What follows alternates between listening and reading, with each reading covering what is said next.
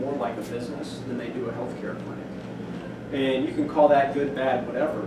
But the facts are, when you do that, you're going to grow. You're going to outperform the competition because, again, 99% of practices, especially the single one, run it like a healthcare clinic instead of a business first. And that, again, was where we step in and we just say, look, everything that's going on inside your operation is commercial, outside of you being in the mouth. Even the way you talk to a patient about treating is commercial. It's not clinical. That's what you said. So you could probably get you down here. Is that one running out? Just in case, though. So this one we're going to get into some commercial training, phones, some social media stuff, presenting money, and you really got to open your mind up to the things that we're about to talk about because they're different. They're different. Like we talked about before, your business is commercial. Phones, customer service, sales fundamentals, overcoming objections. The list goes on and on and on. And I've talked to a couple of you about this, but BizBlitz, our corporate entity, the CEO of that company too, we're trusted by a publicly traded wearable tech company, all the way down to smaller organizations on the commercial side. New Patient Group's our healthcare division. And that is what a lot of our clients love about us, is that we are commercial experts. We take an outside of healthcare approach and bring it into healthcare. And we've all been in healthcare for many, many years. So we understand it in a way just like we came from it, but our perspective is completely different. Because healthcare for far too long has sought after other healthcare professionals to teach them how to grow their business. Instead of going, man, the phones are commercial, I'm going to go to the Ritz-Carlton and have them teach me. Or I'm going to go ask a plumber how he grows his business at the highest levels. Because man, that guy is so successful. How does he treat his employees? How does he train them? How does he do his marketing? Marketing isn't clinical. The fundamentals of marketing work for any type of business there is. You either know marketing or you don't. You obviously have to know the profession that you're marketing. But the fundamentals behind it, you either know those or you don't. So that's what we do. We've been seeing a lot of very well-known publications. Because what we're talking about, everything you're about to see up on the screen, you can write them down if you want, but there's a lot of them. We're not going to go through all these tonight. I just want to, again, reinforce this. It's so, so, so important to get it through the mindset of healthcare professionals, how many things are happening every second of every day inside your practice that have nothing to do with clinical whatsoever, at all. And it's a lot of them, and that is probably about 10%. We could go on and on and on. So in order to join the top 1%, you have to do a lot of things differently. For the sake of time, I'm going to skip a few of these things. We can talk about the Diamond Club with you here in just a little bit. Is the inside-out approach. The commercial expertise, one of our first goals, is to teach the owner, if it's the doctor, whoever it may be, how to function like a high-level CEO first, and doing it differently than everybody else. And this is the inside-out approach. It starts with the culture. Culture eats strategy for breakfast every single time. And more oftentimes than not in healthcare, the culture internally is not right for growth. Not always, but most of the time. And you have to know how to create the right culture. That's not something you go in and you say, man, I'm going to create the right culture today. Very few CEOs can do it. The vast majority of them can't. And that's where it starts. The next one, it goes on to ongoing training and accountability. How many here, when you want to grow your practice, say, you know what, I'm going to double down and hold my team more accountable, and I'm going to role play with them over and over and over and over again? Does that thought process go through your head when you say, I'm going to grow my practice? You can say no, it's okay. Because that will always, and the numbers prove it time and time again, far supersede any marketing dollar you will ever spend your money on, ever. It helps make you recession-proof. Because a highly trained staff, just like a restaurant again, if these waiters know what to say, when to say it, how to say it, people are going to buy more expensive bottles of wine all night long. If they don't, it doesn't mean that you can't sell wine, but you're going to sell the lower priced bottles and not nearly the amount you otherwise would. And that's one example, an analogy that we use a lot. Then the accountability process. You have to hold your people accountable. We see it time and time again where people show up late to healthcare practices. They show up late, whether it be 5 minutes or 10. You have a morning meeting, people come strolling in 3 minutes after it's supposed to start.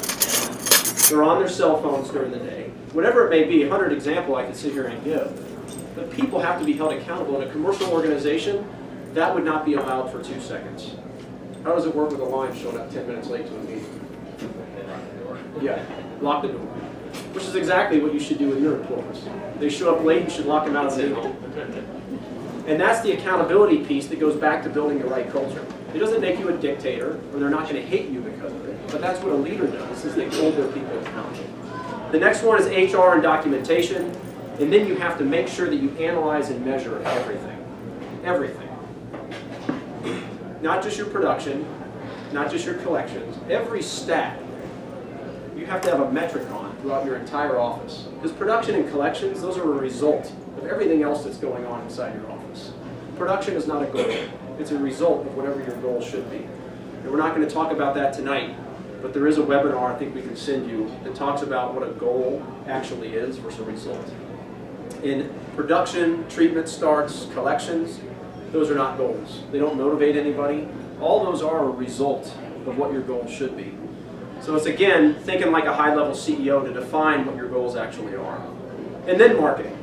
Because if you have all those other things in place, like with the DSOs, the conversation we were just having, if they grew this way, with the amount of marketing money they have in deep pockets, they would put everybody out of business that's not a DSO across the country. I really believe it. Because they would be able to buy, I think Heartland's 800 locations right now. If Heartland took this approach, they would be twice the size at minimum where they are today. Twice the size, if not more. Does all that make sense? Internal versus external. Something to take notes on, screenshot, you have them there. No matter how many times you sit and show the stats of proof, the inside-out approach far supersedes any other way you will ever grow, ever. It makes you recession-proof. None of your competition is doing it. It's highly unlikely they're doing it. It's the way the best of the best do it. Yet so many times you can show the stats of how it works at the highest possible levels. And yet healthcare professionals have been trained to think they have to do external marketing, so they still will double down when they want to grow on pay-per-click, postcards, radio, TV. None of that is needed. Matter of fact, we believe it's a waste of money if you're taking the inside-out approach. It doesn't mean that you can't do it, but it should be a luxury. But if you feel inside your head, like right now, ask yourself, if we shut down all marketing, did nothing, how would we achieve 30% growth this year, next year, and the year after, with not one dime of marketing? And if you can't inside your head say to yourself, my business would be fine if I didn't spend $1 on marketing.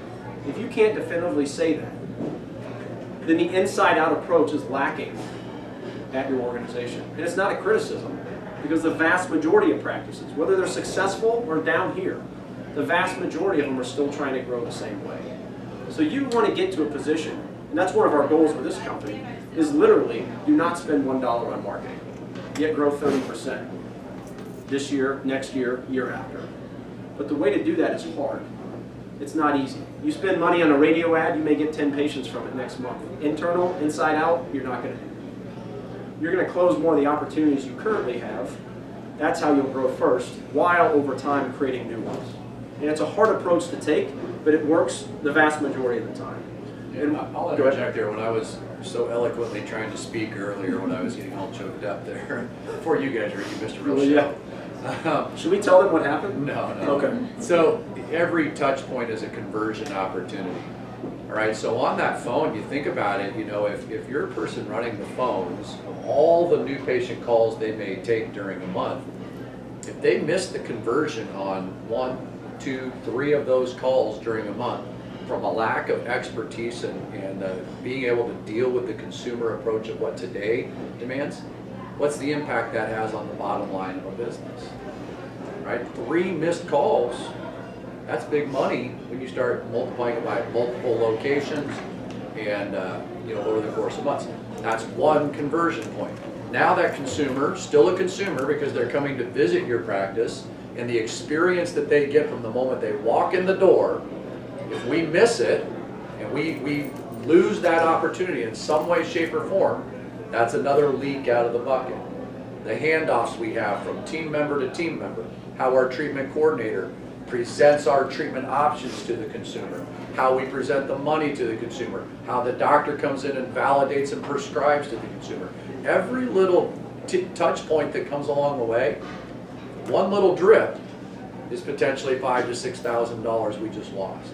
So if you can plug the drips, the revenue will start to leak very quickly forward. What he's talking about, and then we're going to open up that platform, this is how you tie it together. What he's talking about is everything you see up there represents huge growth for your practice. And ironically, the better your practice is doing, the more growth this represents, when most doctors believe that if their practice is having tons of success, they don't need the inside-out approach. Because the more incoming call volume you have, the more patients you have in your schedule, it's only naturally going to happen that you're going to have more lost opportunities than the practice that's about to go out of business, or only gets 5 new patients a month as an example, because they don't even have the incoming call volume to drop that many calls. But as long as you have that incoming call volume and people on the schedule, all of this up here represents enormous growth. Because you go out, you do marketing, your call volume increases. If you convert it at a higher level, just 1, 2, or 3 more a month for the whole year, you just grew your practice a 6-figure amount, just from the phones. Once they get in, the way you present money, experience, etc., you can grow your practice another 6 figures just from that amount. Each one of these boxes represents 6-figure growth, if done with the inside-out approach.